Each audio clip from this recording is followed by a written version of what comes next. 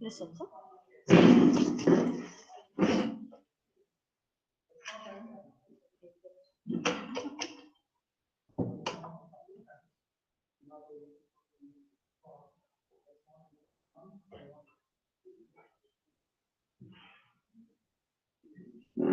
This is for YouTube checking. Na? Whose ID will log in? Mine is okay. Here I have logged in with mine only.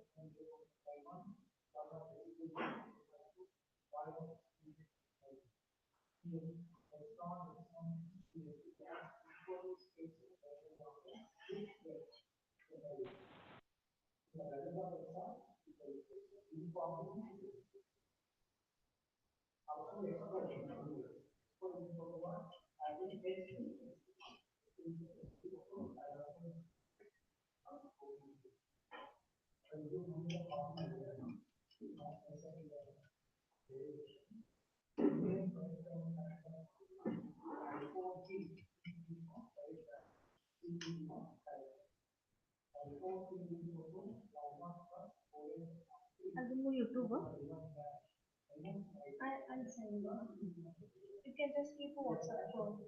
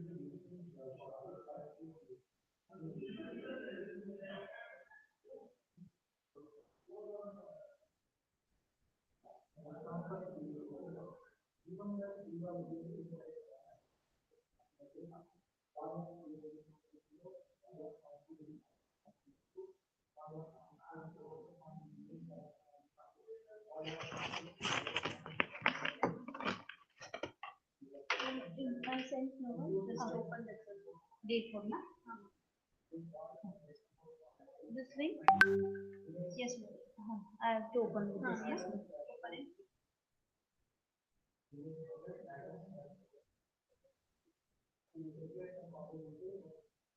No, just click on that one. Oh, directly.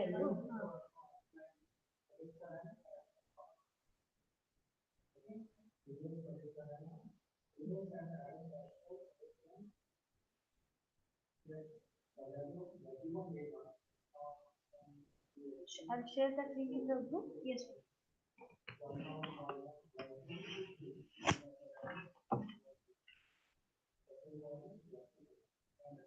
This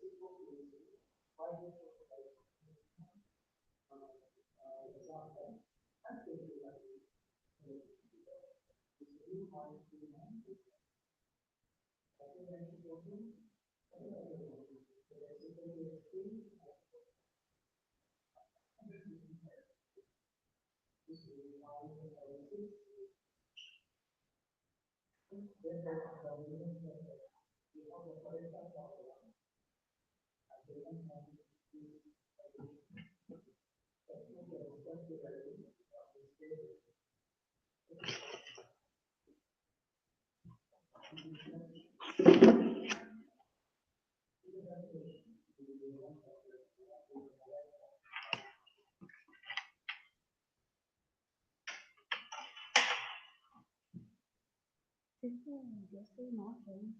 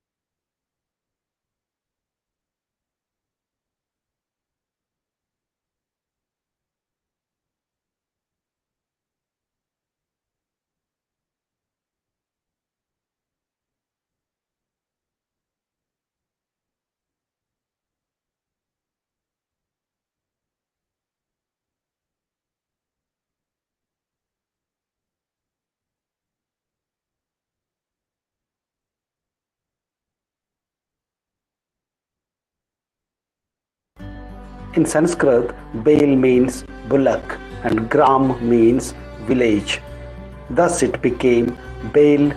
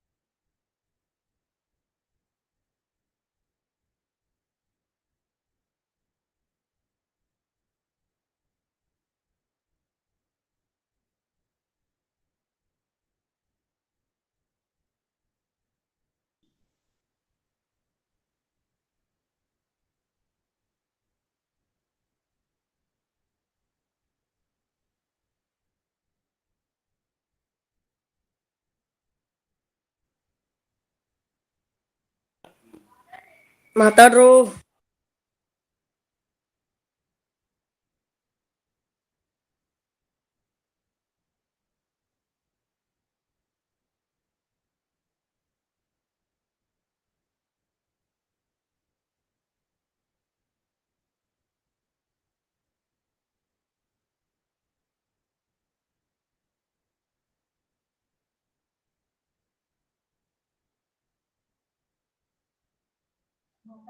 Hello. Who was that who wanted to speak us? Please let me know. Hello.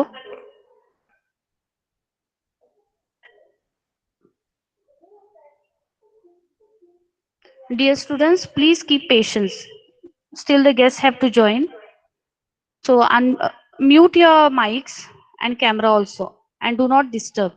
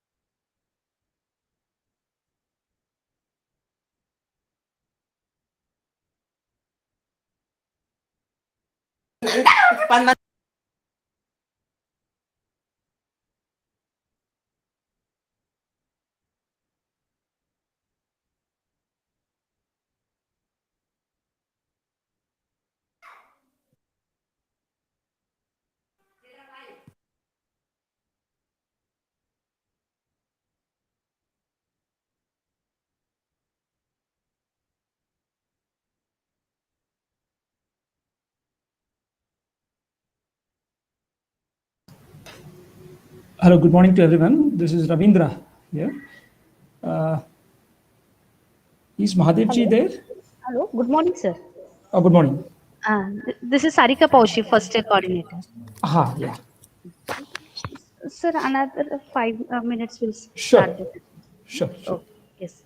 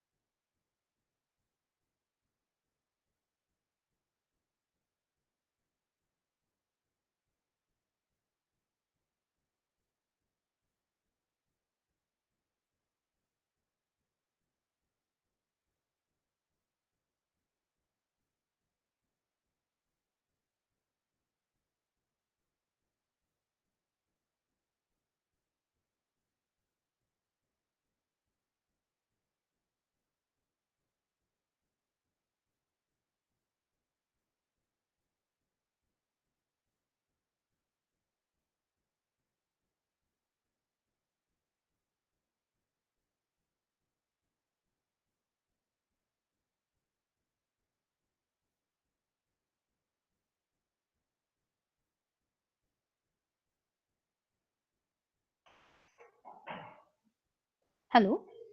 Good morning, sir.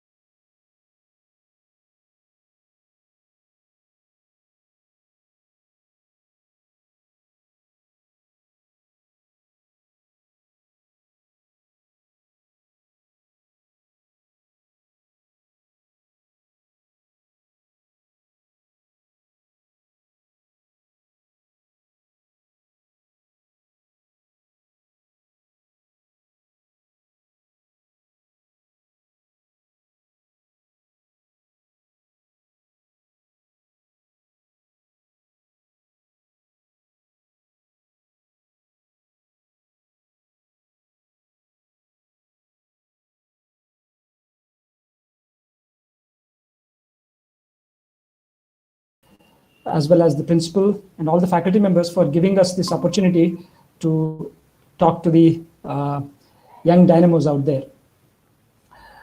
So good morning to all the students. Good morning, sir. Good morning, sir. Good morning, sir.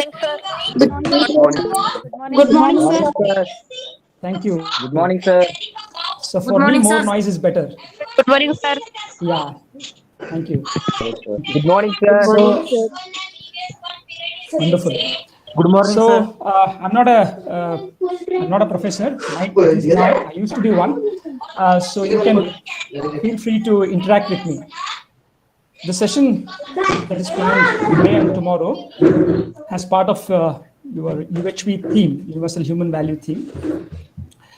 The particular topic that we are going to address in the session today as well as tomorrow is to know our strengths. So the title is Know Your Strengths. So one may say that what is there to know in our strengths? We all know our strengths. We've been studying for nearly 18, 20 years. You all have been studying, and you all have been interacting with the various people. So you know your strengths. One may say that I'm good in communication. I can interact with people well. I can make good friends. I can boldly go and speak on the dais. And another may say that I'm good in mathematics. I'm good in science.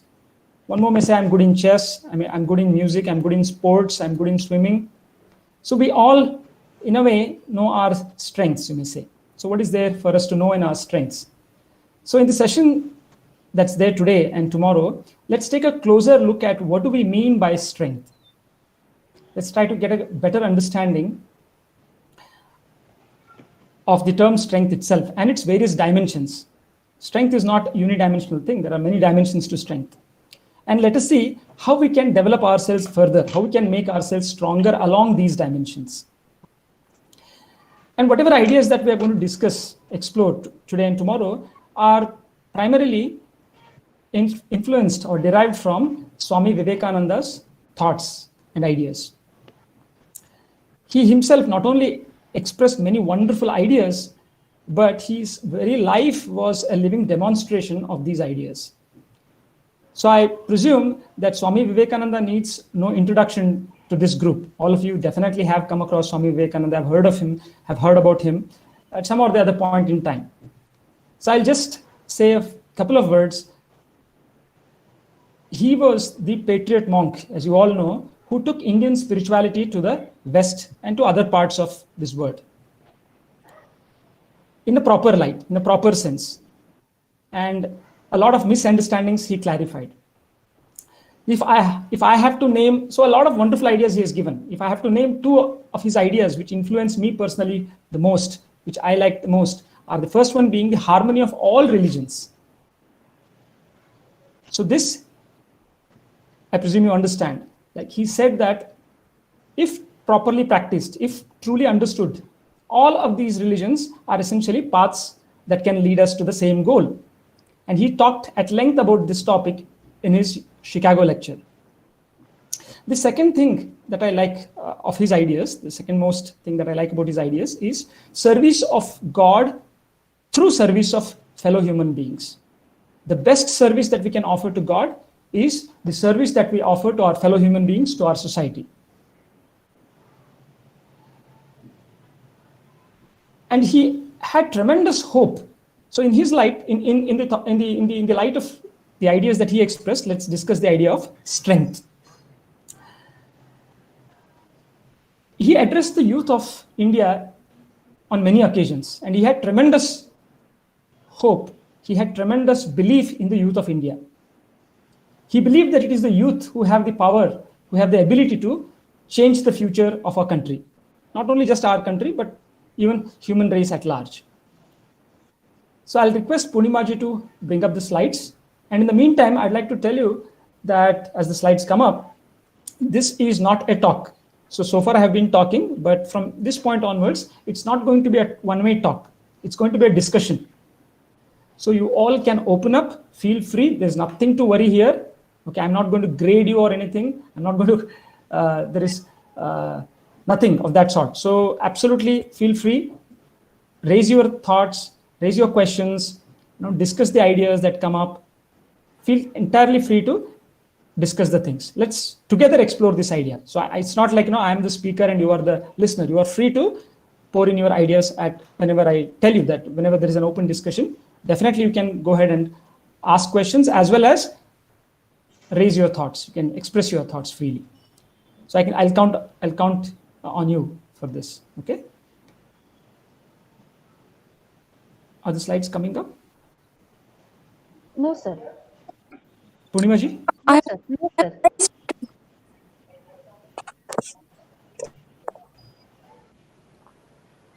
Slides.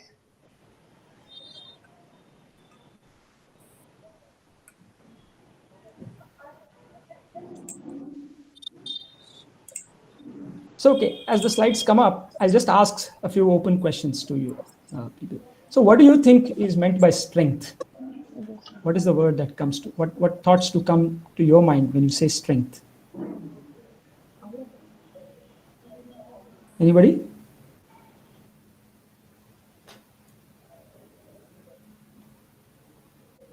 Students, Anybody?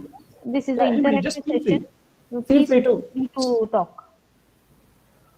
Get exposed to yourself. Purva, I'll take some names. Don't be scared, just to get you warmed up. You have any thoughts? What do you think is meant by strength? Okay. Sir? No issues. Yeah, go ahead.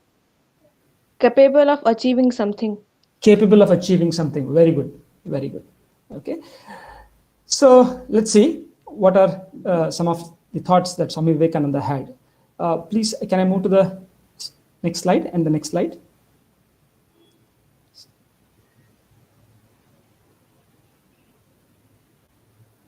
Purnimaji, can we move to the next slide?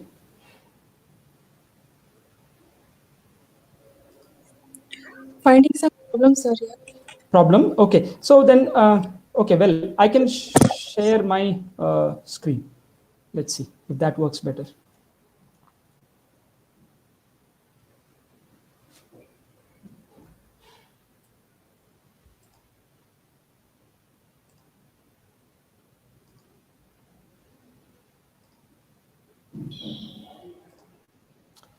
Can you see the screen?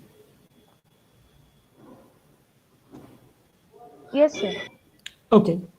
So here, let's see what was Swami Vivekananda's vision for the youth of India. In his own words, can somebody read this quote that Swamiji has said? My faith is in the younger generation. Can somebody read that?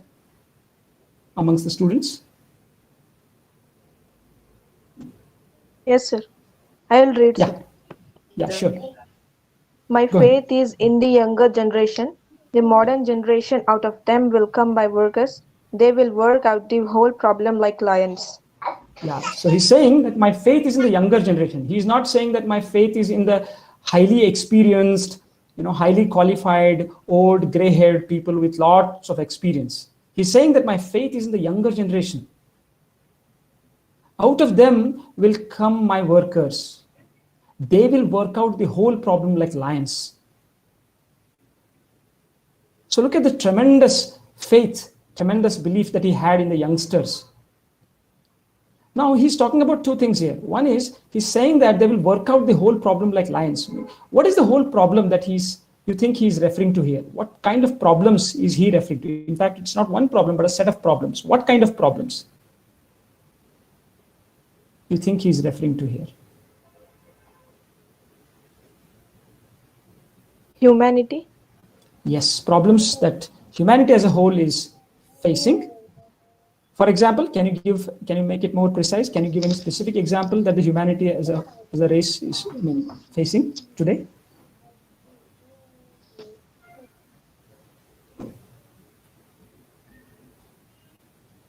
What problems that humanity is facing? Casteism? Casteism, misunderstanding with casteism, that is discrimination based on caste, discrimination based on gender, discrimination based on social or economic status. Yes, sir. Disharmony misunderstanding between religions, hatredness for one another, and owing to that, a lot of risk for the word peace itself. Yes, sir. Right? So, what other problems? And what other problems as a nation we are facing, do you think? So I want to hear from you people as to what problems do you think we as Indians are facing? Students, please interact. Dear students. There's no right or wrong answer. Okay, there's no right or wrong answer. Whatever you think is the problem that we as Indians are facing. Poverty. Poverty, very good. So we still have poverty, even, of course, it has been on the decline compared to what it was during our childhood or during our early years. I see much more affluence now, but still we have a lot of poverty. We have malnutrition still. Diseases. Child marriage. Child marriage. Unemployment. Abusing. Unemployment. Illiteracy. And yeah, it's not just illiteracy. Sometimes we may say that we have a very high level of literacy in some cases, but it really doesn't mean anything. Because belief in myths. Belief harassment, yes. Food security. Yeah. So illiteracy, I would like to point out certain points about illiteracy. We may say that suddenly we may somehow show that corruption, very good point. So a lot of corruption. In fact, India is, we should be shameful. Yeah, we should be shameful that India is ranked very high in the corruption index. We are amongst gender equality. Gender inequality, wonderful. Lots of answers are coming. So let's see. So he's Unemployed. Yeah, Swami Vivekananda here is referring to problems that we as Indians are facing, as well as the human race as a whole is facing. And all of these things that you mentioned are very important problems that we are facing. And he's saying that it is the youngsters who will come and solve, will work it out and solve this. And how he's saying, how they will work it out? They will work it out like lions, he's saying. So what do you think he means here by lion? Do you think he's referring to the carnivorous animal that pounces on other animals and be violent or something like that? Definitely he's not referring to that animal lion. It's symbolic here. So The dare one should have. The dare? One should have in Yes. facing. Yes. So he's talking about the quality of fearlessness or bravery. What other qualities to come to your mind when you think of a lion, the word lion? Strength, physical strength, mental strength, right? Then What are the qualities? Leader. Leadership. Leadership. Yes. Yes. Moralities. Moralities. Very nice. So a lot of ideas are coming up. So let us look at these qualities of a lion in a little more detail. So what Swami Vivekananda is saying here is that we should be lions and not act like sheep. So there is an analogy here given. You can see on the slide, there is an analogy of lions versus sheep. So what do you think sheep do? Sheep just follow the herd mentality. Just follow the herd mentality. So Swami Vivekananda is saying that we should be lions and not act like sheep.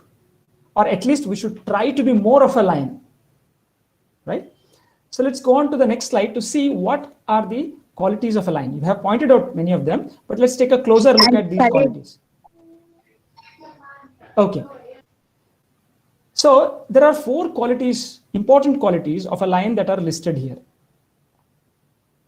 Can somebody read? I don't know if you can read it if you are reading it from a mobile device. The top left corner, what is the quality? They fearlessly. Can somebody read that for me? Yes, sir. Yeah. They fearlessly take up careers which involves risk, but which they know will create a larger impact. Yes, the first quality is they fearlessly take up careers which involve risks, but which can create a larger impact. In fact, to take up a career which can have a larger impact on the society as well as on ourselves as individuals, the career will have some or the other kinds of risks. We cannot take up a very comfy, cozy, well-trodden career and then at the same time make a large impact. Usually it doesn't happen that way. People who have, if you look at examples, people who have made a larger impact on the society have invariably taken up very boldly careers that are unconventional, that are not well-trodden. They have taken risks in their careers. Can you give some examples, maybe from the tech industry or maybe from any other walks of life, who have taken a very unconventional path and have made a large impact? Harshad Mehta. Elon Musk. Elon Musk, very nice. Somebody said Harshad Mehta.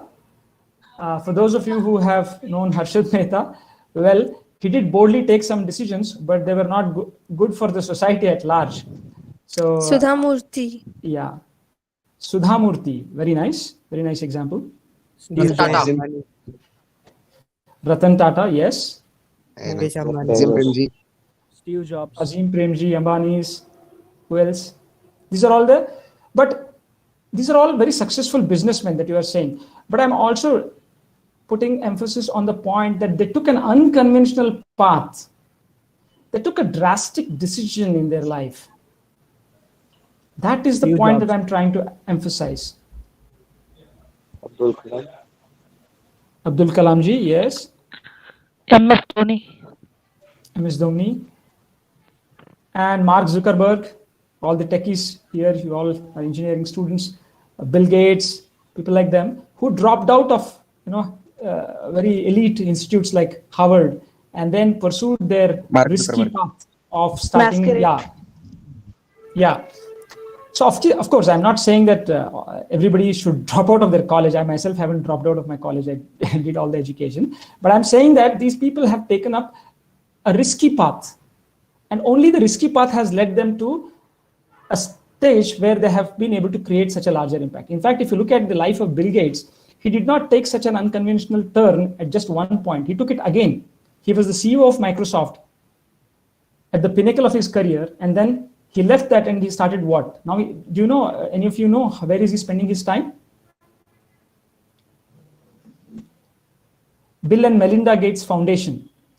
So he's doing a lot of philanthropic, lot of social work for the, lot of healthcare, in the healthcare sector, in the education sector, in Africa as well as in Asia. A lot of his projects are getting implemented. So he left his job when he was the CEO of Microsoft. Now, it's not just in business and in technology that we have such examples. We also have such examples in social sector and very closer home. We don't have to look far away.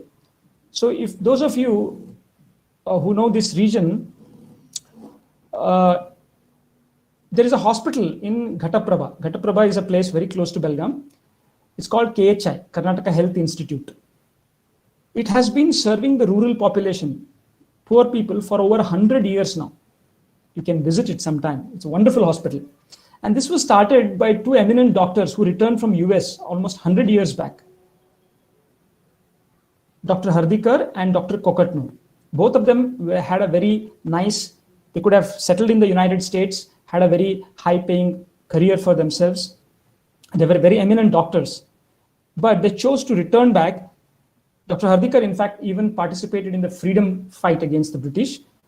And then, along with Kokatnur, they established this hospital. And there were other doctors who joined them. And this hospital has done tremendous job in serving the poor people from rural areas. So there are people like this who have, so here the point that I'm driving is, they did not take a conventional path. They did not take a path which everybody would take. Usually what happens when we have this opportunity of settling down in the United States and earning a lot of money for ourselves, it's not easy to come back. That's the point that I'm trying to tell you here. It's not easy. You have to face opposition from the family members, from your own self, and then you still have to have this inner drive to be able to make a mark, to be able to do something that you want to do. It need not be social, it could be anything. But whatever it is that you want to do, that inner drive has to be there, which will allow you, which will make you capable of taking this seemingly riskier path. It looks riskier path, but at the end, this is the one which gives you high rewards.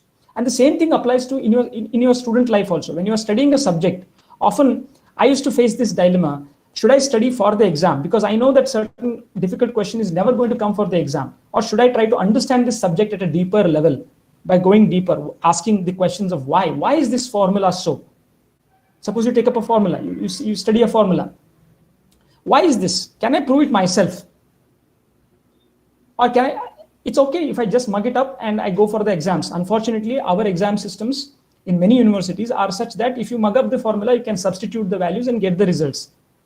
And somehow get the marks and finish your course. But if you want to really get a deeper understanding, why is so and so? Why is the complexity of a sorting algorithm n log n? Can I reduce it further down? Why is s equal to ut plus half at square? Can I prove Pythagoras theorem by myself? Can I find out an equation that can give me can I find out the expression for the area of a hexagon all by myself without mugging it up?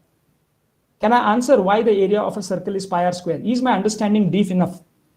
So that kind of education, that kind of studying requires a lion-like attitude. It requires courage, because you know that that is not going to come for the exam, but it is required for you to become better engineers, better scientists. Let's move on to the second point. They take up responsibility. Can somebody read that for me? Somebody new? Somebody from the boys. Girls have been very interactive. They take up responsibility. They proactively seek out opportunities to build new solutions to common problems and do not wait for someone else to solve their problems. Yeah, so they on their own, by proactively, they mean here, they on their own seek out opportunities to solve commonly encountered problems. They don't wait for somebody else to solve the problems. They don't say that, okay, this is government's job. I will not work on this thing. They will not sit like that. They will proactively take every problem as an opportunity for them to get involved. You all have probably heard of Phung-Suk Wangdu. Phung-Suk Wangdu was a character in Three Idiots, right? Yes, sir. So do you know whose life it's actually influenced? That character is actually influenced by a real person. Have you heard of him? It's not an entirely fictitious character. That role of Phung-Suk Wangdu. Ranchod Das Chanchad. No, that is the movie. Ranchod became Phung-Suk Wangdu. Eventually, Ranchod is discovered to be Phung-Suk Wangdu. But actually, Phung-Suk Wangdu, Sonam Wangchuk, very good.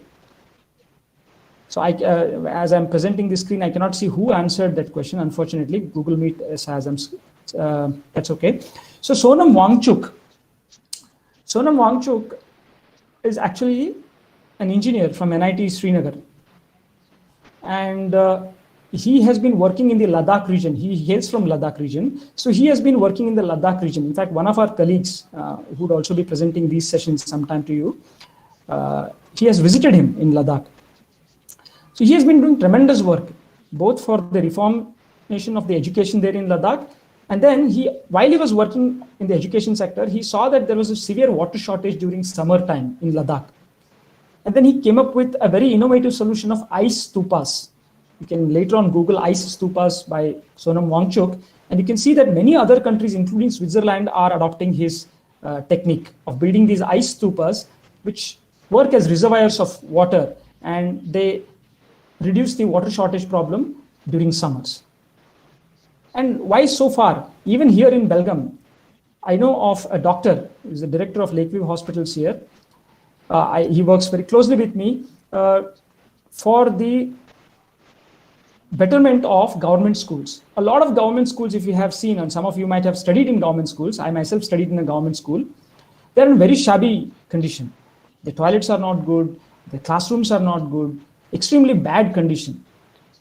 Often, they are misused in the evenings, people come and, do all kinds of antisocial things there. Such schools he adopted, and he's been building infrastructure in these schools. He's been building toilets, he's renovating the classrooms, he's building a compound wall for their safety. He's been even establishing computer labs there. So one can sit back and say that, okay, this is government's job. I'm paying my taxes. Why should I do this thing? This is government's job. This is none of my job. But as social beings, it's also our responsibility.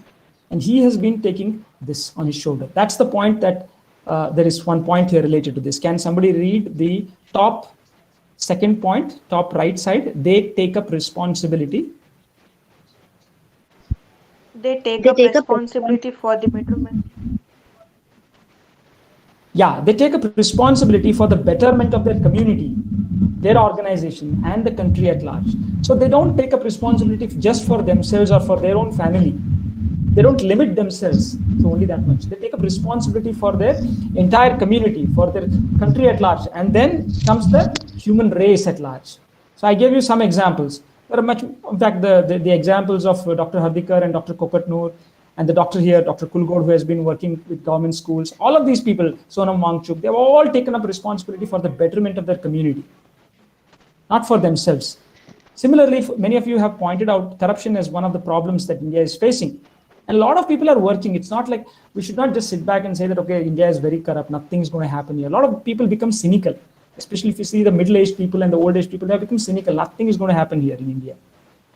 That's why it's the youngsters who can bring in that positive energy. A lot of people are also working. Look at the positive aspects. People like Sri Anna Hazare, people like Santosh Hegde, who was the Lokayukta, people like Sri S.R. Hiremat.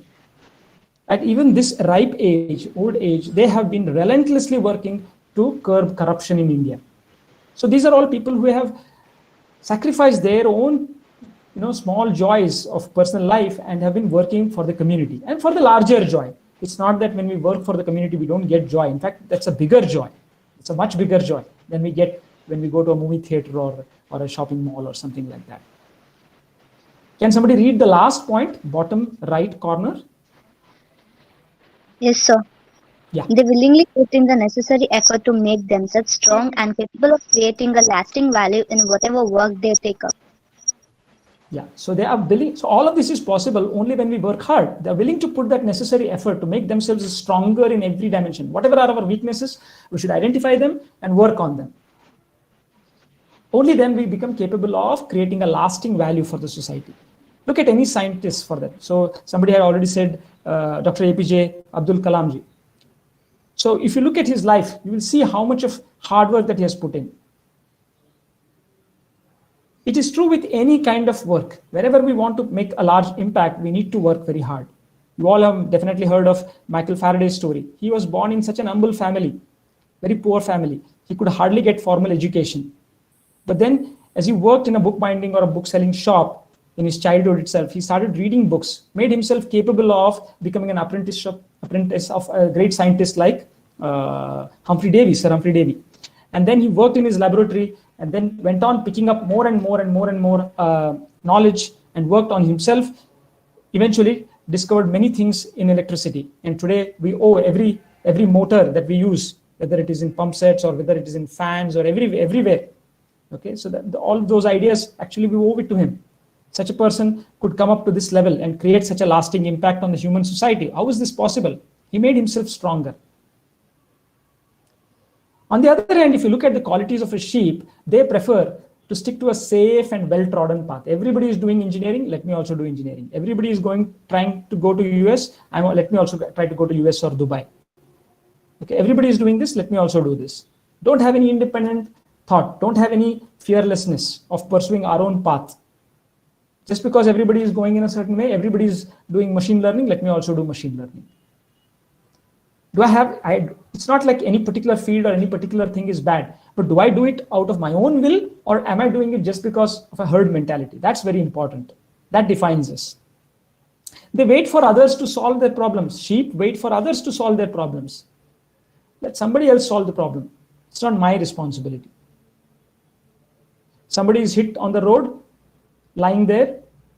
Everybody comes and just flock around there, take photographs. But let somebody else, it's not my responsibility to call the ambulance or the police. Because if I call, who knows, the police may call me for giving evidence and harass me or something like that. All the fear comes. This is the sheep mentality. And they're constantly worried about their own welfare, and they hardly think about others around them. So now that we all are aware of what are the qualities of a sheep and what are the qualities of a lion, the question is, what do we want to become? So do you want to become a lion or a sheep? You can answer even in the chat window. You can say it here, or you can, because without we deciding what do we want to become, there is no point in going to with the rest of the talk, right? So do you want to become a lion or a sheep? Great. So I see a lot of people saying to be a lion.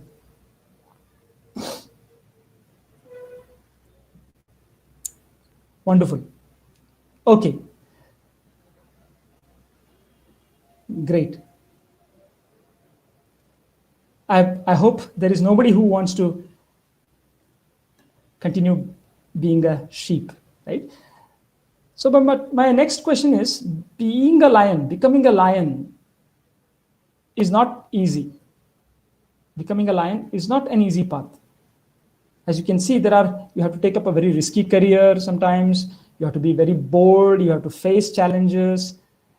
Whereas being a sheep, you can be in your comfortable chair. You can go in a very well-trodden path. If you fail also, you fail with 10,000 other people, because you are just following 10,000 other people. So if we fail also, we fail with 10,000 other people. It's not only me. Whereas in case of a lion, when we take up our own path, we may fail. We may face failures sometimes. So why do you think we should try to become a lion? What is that we get by becoming a lion? Why should we even take all this trouble and try to be a lion? Why not just continue to be like a sheep? Safe. Can somebody answer this? Because we need to be clear why we want to be a lion. Only then we can retain this resolution that you have made of that you want to be a lion. Why should I take the trouble to become a lion? Why not continue to be a sheep? So because we should be bold enough to face the world. So eventually, what we get by being a lion? Why should I take up responsibility for the community? For example, one of the qualities of a lion we saw is that taking responsibility for the community. Why should we do that? We can bring a drastic change in the world, sir. Please repeat that again. We can bring a drastic change in the world. We can bring a drastic change in the world. Yes, but why is that important for us to do so? Because we are the patriots of this country. Yes. Think about the life of a sheep. Is it really very happy? Are the sheep really very happy? No, sir. They may be. No? Are the lions more happy? Are the lions more contented? Are the lions more, fulfilled? Or is the life of a sheep very happy and fulfilling one? Which life do you think is more fulfilling, more from inside? Lions. Yeah. So it may look at the surface that, okay, let me just follow the herd, let me just follow the group. It's very easy path. Why take all this trouble of taking the responsibility for the society and all of this thing? But life is very precious. If you see, life is given to us and it's very precious. The years that we have here is very precious. So if we don't take any risks, we are taking the biggest risk of losing or wasting this entire life. Yes, sir. At the end, right? Do you agree with me or not? Yes, sir. I agree, sir. Yes. So sheep are not a very happy lot at all. Sheep are all the time fearful. I have created a very, nice, comfortable future in my own mind, and I know I'm just following that. If some difficulty comes, they are extremely scared. They become extremely fearful. Whereas lions don't like. It's not the case with the lions, because they're all the time taking challenges. They're all the time courageous. So obviously they are not scared. Every night when we go to bed, we feel fulfilled that I have done something for the society, that I have taken such a bold decision. I'm following the path of my conviction, right? So that is a life worth living. So lion So can that stand should be- alone to face all our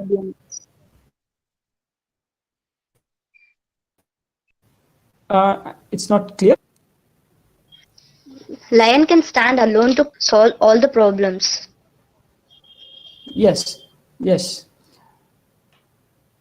So, of course, it's not necessary that you don't take help of others. We can work even in teams. It's not like we don't have to work in teams. We can work in teams, but we should have an independent thought process. That is what is meant here.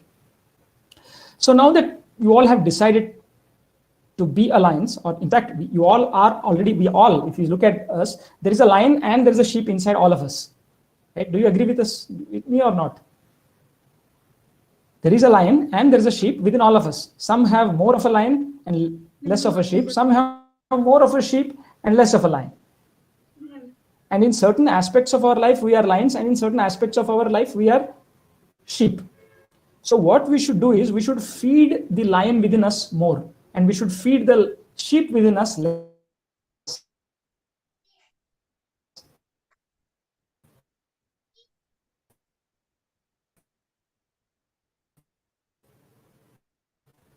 What I mean, try to become. Hello, sorry, there seems to be a network problem. Hello. Hello. There is a network problem, sir. Hello. Network problem. Hello. Am I I'm audible right now. Your voice Can is you hear me breaking, now? sir. Yes, sir. Now we can. Okay, let me. Yeah. Okay. Okay, so we should all try to become lion. So, is it clear? Stable? Yes, sir. Okay, thank you. Okay, so now that we all have decided to become lions, let us see how do we become a lion. So can you see this? Are you able to see now this slide having this palm picture? Visible, sir. Yeah, so here is an approach based on 5 foundations for becoming a lion. What are these 5 foundations? The first one is belief in one's own potential. Belief in one's own potential, or Atma Shraddha. Can somebody read the second one? Any student? Physical strength. Physical strength. Physical strength or Bahubalam. Okay, third one? Mental strength. Mental strength or Buddhi Balam. Fourth one? Character strength. Awakening Character Atma strength. Balam. Character strength or Atma Balam. And the last one? Actualize Actualizing one's potential. Actualize one's potential. Action. That is translating our ideas or our words into action. Into action. So, yeah, so these are the 5 main foundations of becoming a lion. So these are associated with the fingers of our palm. The reason being, all of these 5 are required for us to make a fist. All of these 5 are required for us to make a fist. Okay, just give me a second. I'll just send a message. Okay. So just if we develop our physical strength, it is not enough. If we develop just our mental strength, that is not enough. We need to work along these 5 dimensions. I was talking about the different dimensions of a strength. So strength includes all of these things. That is, we should have belief in ourselves, we should have physical strength, we should have mental strength, we should have character strength, and finally, we should be able to translate our ideas into action. So only when we develop all of these things, we become an all-rounded, useful personality. Only then we can make a fist. Let's look at each one of these things in little more detail. The first one is belief in one's own potential. So in simple words, we normally students say that this is self-confidence. Belief in one's own self, or Atma Shraddha, is usually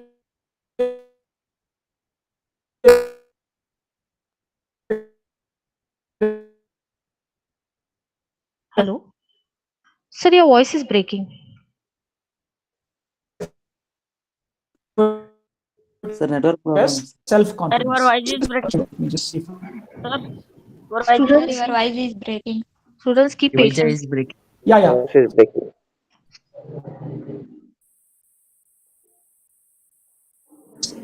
Let's switch my network. Fiber optic is going down, looks like.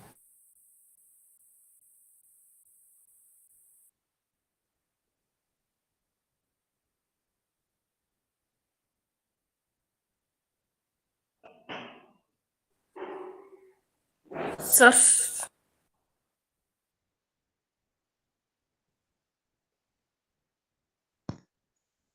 Hello, sir.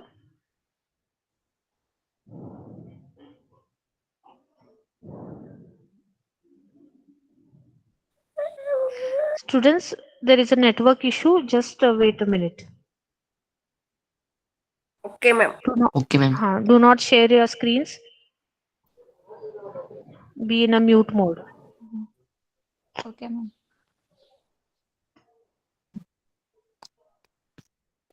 Okay.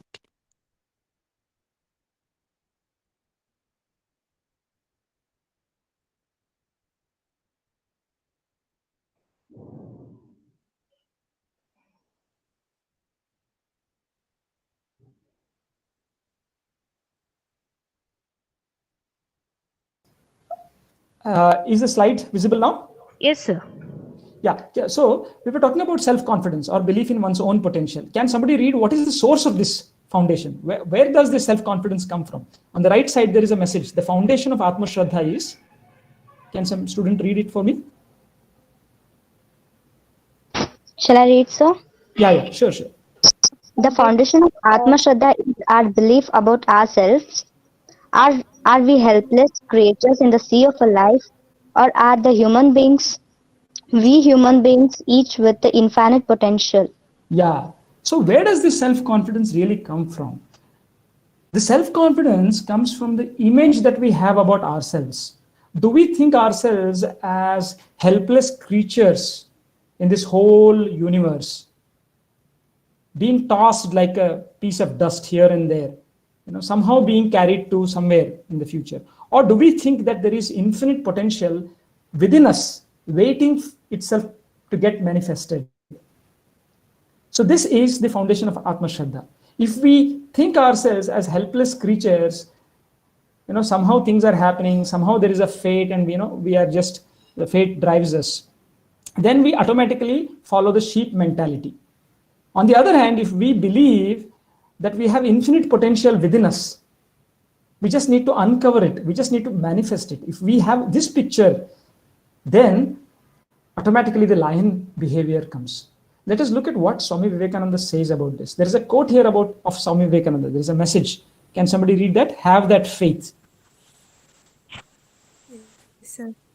Have that faith, each one of you, in yourself, that eternal power is lodged in every soul, and you will revive the whole world of India. Whole of India. So what he is saying here is, have that faith, each one of you, in yourself, that eternal means ever existing power, everlasting power is lodged, resides in every soul, and you will revive the whole of India. So this faith is the first important thing. Faith in one's own self. If we don't have faith in ourselves, in our own capabilities, that if we don't think that I can do this, who else is going to believe in us? Nobody else will. And how is any work going to get ever achieved if we don't first of all think that way? So for example, if a baby does not think that it is going to be able to stand up and walk, will it be able to do that thing? No. Even to be able to put one step, first of all, that conviction has to come in our mind. Only when we are thoroughly convinced that, yes, I can do this, then only it comes. If all the time we are sitting on the bank, afraid of, will I be able to swim? Will I be able to swim? It's never going to happen. We should have this picture that, yes, I have this capability. I have this ability within me. I just need to train myself. I just need to practice, and that ability is going to manifest. All human beings are endowed with his. Swami Vivekananda is saying not one or the other human being. We should not say that, okay, this boy is very talented, this girl is very talented, okay, he is, having those abilities, I don't have those abilities. So that kind of mentality is what Swami Vivekananda is discouraging. He's saying that every soul, without any exception, every one of us without any exception has this infinite potential. We are part of this divine nature. We are all part of this divine nature. We all have this immense energy, immense power within us. We just need to manifest it. So this is the first thing, that this confidence, self-confidence, having faith in our own self. So why do you think Atma Shraddha is positioned on the thumb finger? Of all the fingers, Atma Shraddha is positioned on the thumb finger. Why do you think that is so? What does it tell about the importance of Atma Shraddha? Can somebody answer? Hello, am I audible? Yes, sir. Okay. Why do you think it is positioned on the thumb finger? There were other things, right? 5. Atma Shraddha, Bahubalam, Buddhi Balam. Of them, Atma Shraddha was the first one, on the thumb finger. What does it tell?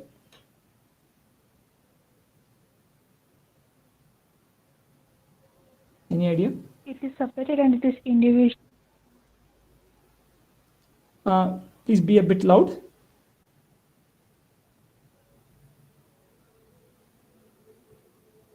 It's quite What happens to us without the separate thumb? from other 4 fingers, sir. Now, what happens without our thumb? No work can be done without a thumb. Yes. So we cannot hold on to things. We cannot even properly hold things.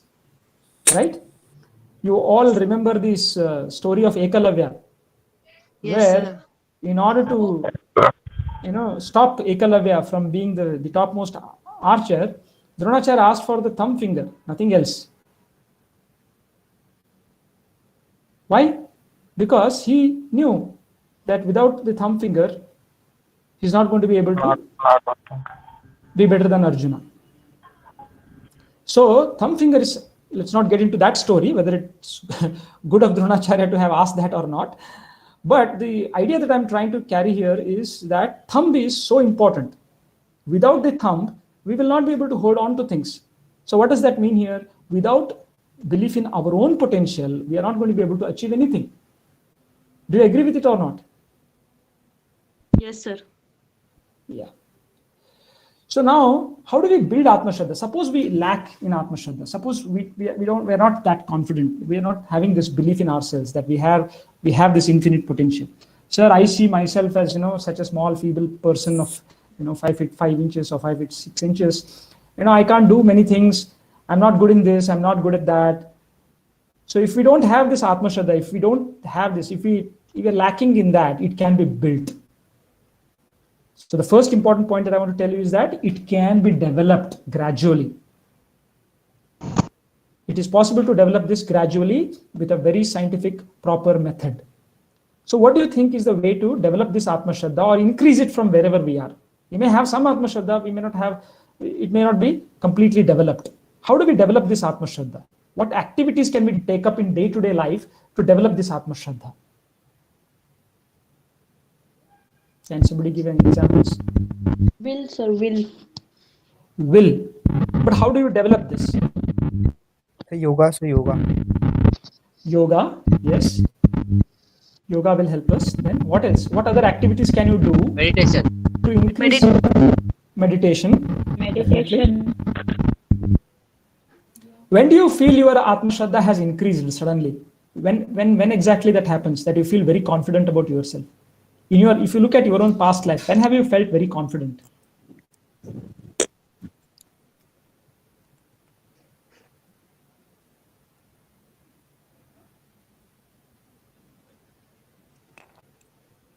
When you have done something that you had not done before, right? Yes. Yes, sir. When you have done something that you have not done before, do you suddenly not start feeling very confident? Do you not start feeling that? When we face a question paper and we already read everything. Yeah. And once we see, we can feel like right. So if you are well prepared, yes, definitely. If you are well prepared, when you see a question that you know an answer for, then you feel very confident. Focusing on positivity. That is one thing. Yes. Now, suppose as a kid is trying to learn bicycle. Okay. So he's been trying, or she's been trying for some time, and suddenly one day it comes, the balance comes, and the kid is able to ride the bicycle. What happens to its Atma Shraddha, the kid's Atma Shraddha? Oh, this ability was always in me. Now I have uncovered it. Yeah. So the Shraddha in one's own abilities comes. The Shraddha meaning the faith in one's own abilities comes. The same thing happens with swimming. We have been trying to learn swimming for some time. Suddenly one day we are able to swim. Suddenly one day it comes. Then what happens? We get this confidence. We are afraid of talking to others. We are afraid to go on the stage. And one day, somehow we make up this courage and go on the stage. And then we speak up. What happens after that? Oh, yes, I can do this. It is just artificially I was limiting myself. Unnecessarily, I was limiting myself. Right? So right now here also, a lot of students are not hesitating to interact. On the other hand, some of you are interacting. The first time you interacted, there was some bit of a hesitation, some bit of a fear. As soon as you started interacting, what happened? Yes, I can interact. That fearlessness comes. So what do you think you should do every day to increase your Atma Shraddha? We should take up what kind of works? Sir, we should develop competence. We should develop competence. And what type of works? Something that pushes us out of our comfort zone. Something that we are afraid of. When we are talking to some of the students, one of the students nicely pointed out this. Sir, every day we should take up one work that we are afraid of. Small work, however small it may be, that it's not like one person, it's the same thing with everybody, right? Different people are afraid of different things. One person may be afraid of mathematics problems. Another person may be afraid of English speaking. Another person may be afraid of going on the stage. Somebody else may be afraid of heights or some physically adventurous activities like trekking or hiking or something like that. So different, it's individual. It's different for different people, what we are all afraid of. For some person, it is very easy. The other person, it is very difficult. So we should analyze ourselves and find out where do we lack Atma Shraddha, where do our Atma Shraddha is lacking, and then take up one small activity. Yeah.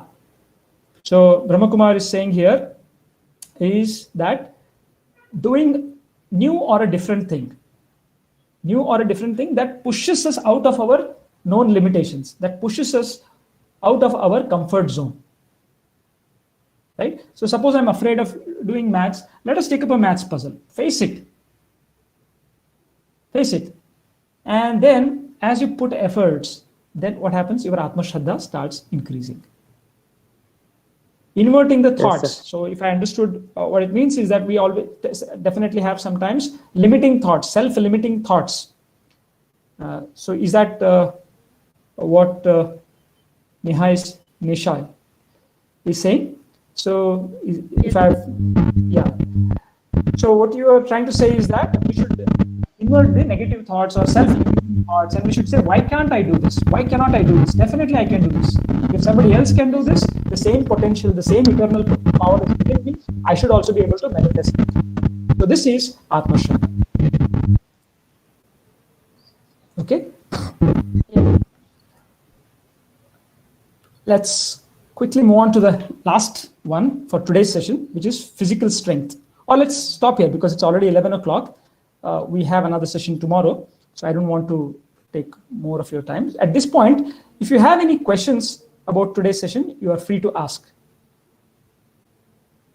And before that, the homework for today is all of you list down for yourself. You don't have to tell me tomorrow. Okay, so this is not an exam-based thing, right? So obviously we are assuming here that all of you want to be lions, as you told me, as you promised me. So all of you list down some areas where you want to work, some activities that you want to take up to increase your Atma Shraddha, to come out of your comfort zone, to face your fears, your own fears. It may not be fear, things that you are afraid of, may be different than others. So you don't have to compare notes with others, but you find out things which you are afraid of and list them down. What are the things that you want to work on? Can you do this for tomorrow? Yes, sir. Great. Yes, sir. Great. Great. So if you have any questions, you can ask because we have run out of time. We will continue Dear tomorrow. students, any questions, please? Anybody wants to ask the questions?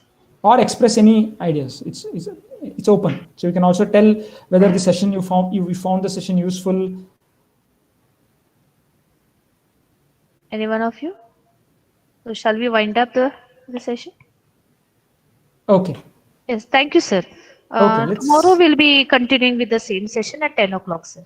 Yes. Yes. Dear students, please join Thank you, at 10 o'clock. Sir will be tomorrow again available for that. If you have any queries or any things to share, you can share with sir.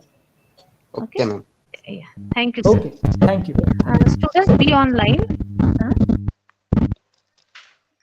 Afternoon at 2 o'clock, we'll be taking the academic section. Okay, academic information. What exactly engineering is, what you are supposed to do, what is the procedure. Okay, so everything will be going through. There will be a library information also. So 2 sessions will be followed within 2 to 4. Okay, so please join. Do not leave any because it's very important. As you are now in virtual mode, to know you have to take a lot of time. Okay, so please join in the afternoon 2 o'clock session. Yeah, so wait for a while. We'll be playing for a video now. That is yesterday, that is last previous session I had to suppose to play the visit to local area, right? So that video will be played now. Yes, so just a second, we are streaming it. Please be in mute mode and off your cameras.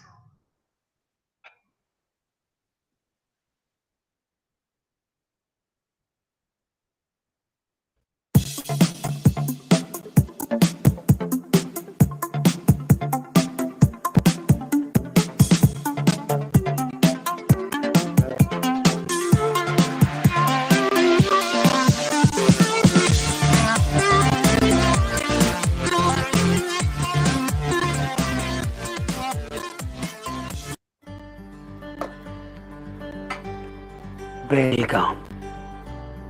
Belgaum is the second capital of Karnataka and popularly known as Switzerland of India.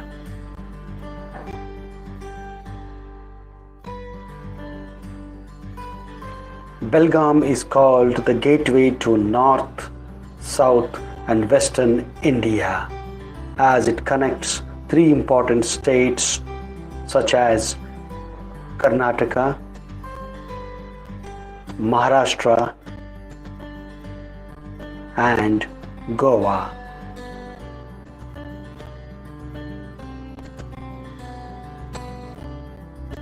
How Belgaum got its name?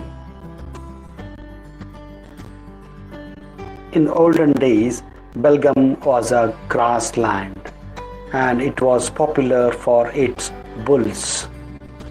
People from all over India used to visit Belgaum to trade bullocks. Hence, this tiny village became market for bulls. In Sanskrit, Bail means bullock and Gram means village. Thus it became Bail and Gram. Thus it became Bail Gram. However, this story has no evidence in the history. But during the British rule, Belgaum became Belgaum. Today, its official name is Belgavi. The city is also known as the Sugar Bowl of Karnataka.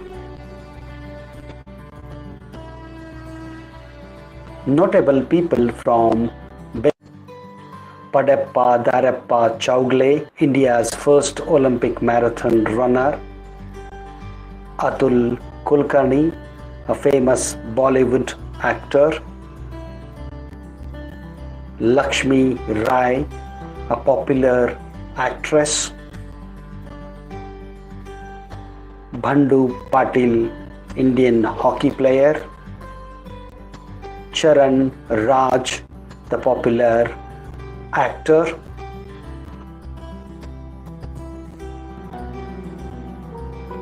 the India's tallest national flag is hoisted in Belgavi, which is 9,600 feet wide flag on the 110-meter tall flagpole, which is 5 feet taller than the flag in Attari border.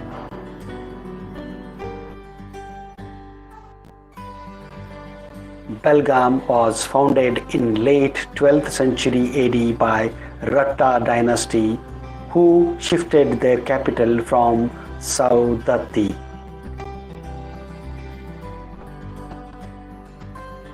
Most of the vegetables, meat and other goods to Goa are exported from Belgaum.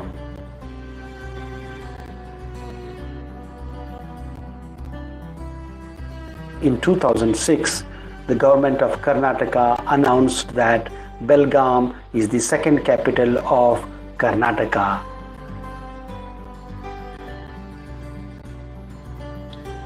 Popular tourist places in Belgaum: Gokak Falls, Military Mahadeva Temple,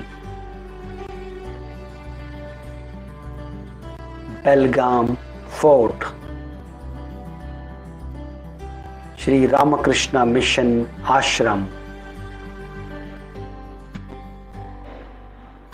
Fort Lake,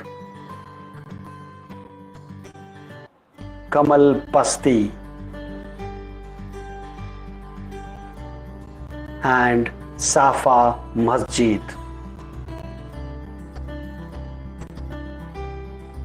Belgaum was selected as the venue of 39th session of Indian National Congress in December 1924 under the presidency of Mahatma Gandhi. Although Belgaum has a border dispute between Karnataka and Maharashtra, but both Shiv Jayanti and Basava Jayanti are celebrated luxuriously here.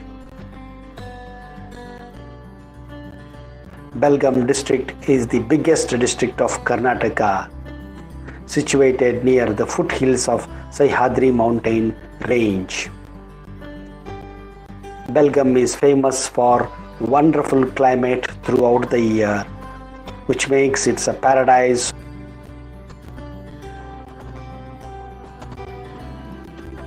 Belgaum is popularly known as Kunda Nagari, famous for its sweet of India, that is Kunda. Belgaum is an important educational hub consisting of 8 engineering colleges, 5 medical colleges, and some dental colleges. Some of the popular institutions in Belgaum are Vishveshwaraya Technological University, that is VTU, which is the largest university of Karnataka for technical education. Rani Chennamma University, RL Law College,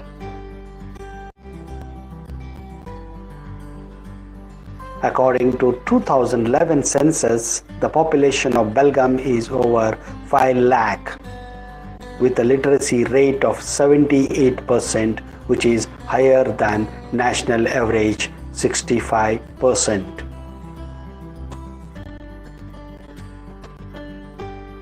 The local languages spoken in this city are Kannada, Marathi, Urdu, Konkani. Belgaum has Asia's #1 foundry industry.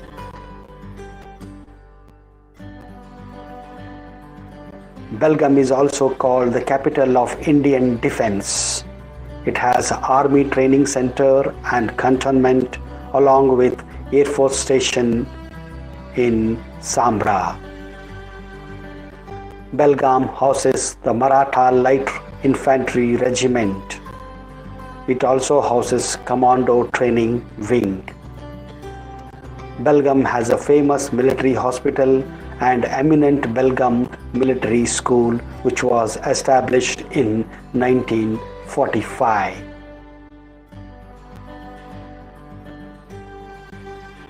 Popular restaurants and eateries in Belgaum are Nias,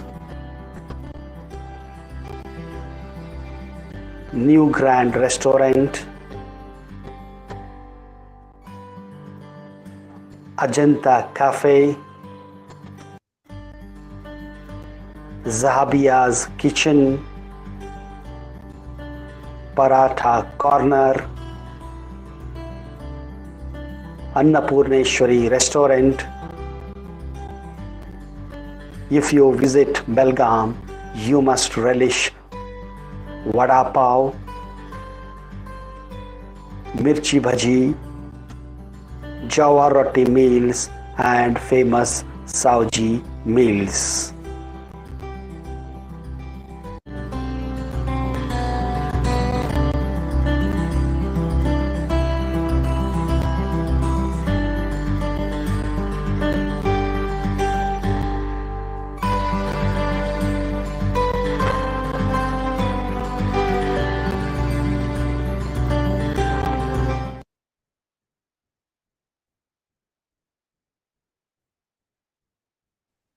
Hello? Hello? I hope everybody has known now the city that is Belgavi, right? Yes, So very ma'am. much eager to come to college to enjoy these all things to Belgavi, right? Yes, Yes. ma'am. Yeah. So we'll end up with the session. You all can leave the meeting and 2 o'clock once again we'll Thank you, join. ma'am. Okay? Yes. Yeah. Excuse Thank me, you. ma'am. Thank you, ma'am. Yeah, let Thank me. you, ma'am. Thank Thank you, ma'am. you, ma'am. Thank you, ma'am. Okay, Thank ma'am. you, ma'am. Just a minute. Just a minute. Somebody is speaking. Ma'am, is there Yeah. any Anyone? information about offline classes? Offline, no. I will let you all know. Many of you all are putting the messages. I will let you know once the university declares the circular. Okay. So for Okay, time Okay, ma'am. being, ma'am. this will continue. Yes, Once ma'am. the induction program gets over, we'll be starting with the online classes only till the circular What comes is from wrong? VTO. Okay. Okay, Yes. ma'am. Okay, So thank you, please ma'am. just keep patience every day. Everyone, one of you all are asking for the offline classes. If they are there, we'll update you. And Yeah. from yesterday. Please don't message. It is the group is created by the resource person. It's not created by our college. Okay, in that outside people are there and they will think that how the students are. In spite of putting so many messages that not to put unwanted messages, they all are still continuing with that. That is not correct. Okay, you all are now matured students. You have completed your PUC and you have come to a professional course now. You all have to be very much aware about this. And when you are putting or once the message has come, you read it thoroughly. Okay, unnecessarily don't repeat the same messages. Are you understanding what I mean with? Yes, ma'am. Okay, it irritates with the other people also. Okay, we are keeping patience, that is okay, but outside people they don't keep patience because they're very busy with their schedules. It's not correct to continuously message in that group. It is distracting whole group there. Okay, from yesterday I'm observing, in spite of the resource person also has put the message that not to message unwanted things, right? You all are from Atmi, you all are from Mudho, that is I agree with. Later, once the session will get over, then you all can talk. Okay, is it clear? Yes, ma'am. And the group is there. We have not put the setting only admins to message. Why? Because the students who have got the things, what is the art things, should put their selfie, so the settings is not being changed. We can change the setting, but we want your selfie, so we have kept as it is there. Okay, so just please cooperate with these all things whatever I'm intimating, and whatever circular comes from it, you sure I'll update you all, not to worry. Okay, just go on what I'm instructing, only you'll go through that. Okay, yes, if anything is there I'll intimate to you all. Yeah. Uh, thank you. So we'll meet at 2 o'clock once again. Please do not miss that session. It's very important for you all to know what is the procedure. Yes, thank you. Yes, thank you. You all may leave the meeting, please. Bye, ma'am. Yeah, yeah, Bye, ma'am. Thank you, ma'am. yeah. Thank you, ma'am. Bye, ma'am. Bye, ma'am. Bye, ma'am. Bye, ma'am.